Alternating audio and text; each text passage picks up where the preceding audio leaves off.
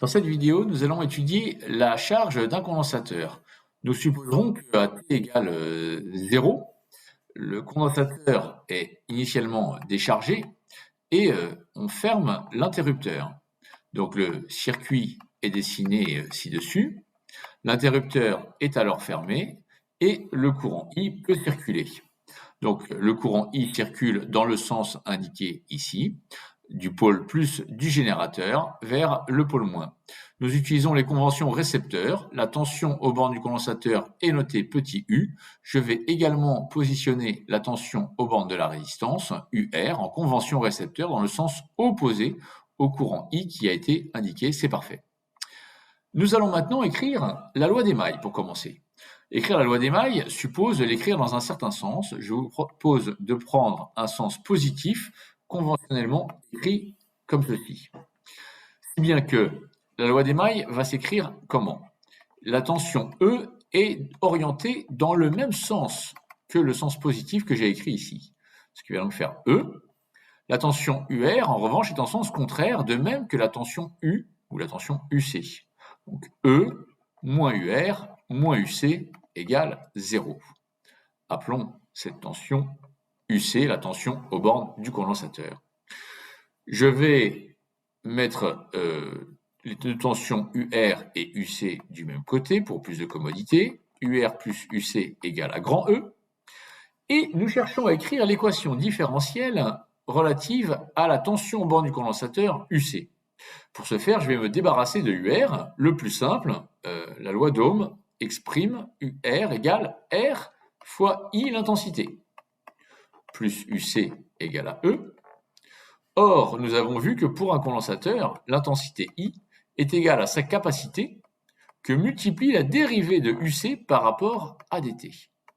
Si bien que nous aurons l'équation RC d2UC sur dt plus UC égale à E.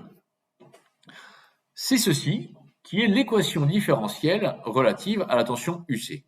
Pour bien faire, nous allons la mettre sous une forme habituelle, qui est la forme canonique. Pour cela, on va tout diviser par RC, de manière à avoir un coefficient 1 devant la dérivée de plus haut degré, ce qui me fait d2UC sur dt, plus 1 sur RC fois UC, égale à grand E sur RC. Ceci est l'équation différentielle de la charge d'un condensateur sous une tension grand E. Nous allons maintenant apprendre à résoudre cette équation différentielle. Nous allons procéder en faisant 4 étapes. Ce sont les 4 étapes avec lesquelles nous attaquons toujours les équations différentielles. Premièrement, nous allons chercher la solution qu'on appelle la solution homogène. C'est la solution de l'équation sans second membre, d2UC sur dt, plus 1 sur RC UC égale 0. Cette équation admet pour solution UH comme U homogène, grand A exponentielle moins T sur tau, avec tau que l'on pose égale à RC et qu'on appelle la constante de temps du circuit RC. Ceci est la solution homogène. A exponentielle moins T sur tau, où A est une constante que nous déterminerons ultérieurement. Deuxième étape, cherchons désormais la solution particulière. Qu'est-ce qu'elle a de particulier, cette solution? Eh bien, nous allons chercher une solution constante. Nous allons l'appeler UP, U particulier. Je réécris l'équation que nous avions trouvée. d2UC sur dt plus 1 sur RC UC égale à E sur RC. Si cette solution est constante, cela veut dire que sa dérivée sera égale à 0, puisqu'elle est constante. Que reste-t-il? RC et RC se simplifient. Eh bien, j'identifie tout simplement la solution U particulière égale à grand E. Troisième étape, écrivons maintenant la solution générale. Cette étape n'est pas très difficile. Il suffit d'additionner les deux solutions écrites précédemment. UC de T égale à UH plus UP la solution particulière, soit UC de t égale à A exponentielle moins t sur taux plus grand E, la solution particulière. Quatrième et dernière étape, nous allons désormais nous intéresser aux conditions initiales de cet exercice afin de déterminer correctement notre constante grand A. Nous avons dit que à t égale 0, nous avions fermé l'interrupteur et qu'alors le condensateur était déchargé. Ceci veut dire que la tension à ces bornes était nulle. Nous pouvons donc écrire par continuité de la tension aux bornes du condensateur, et cet argument est important et doit toujours être écrit, continuité de la tension aux bornes du condensateur, eh bien, nous allons pouvoir écrire que cette tension à t égale 0 plus est égale à la tension UC à t égale 0 moins, comme il était déchargé, c'était nul. Nous pouvons donc dire enfin que A exponentielle 0 plus grand E, je remplace par l'expression trouvée précédemment, est égal à 0, si bien que grand A égale moins E. C'est terminé, nous avons enfin trouvé notre solution, UC de t égale à moins E exponentielle moins t sur taux plus E,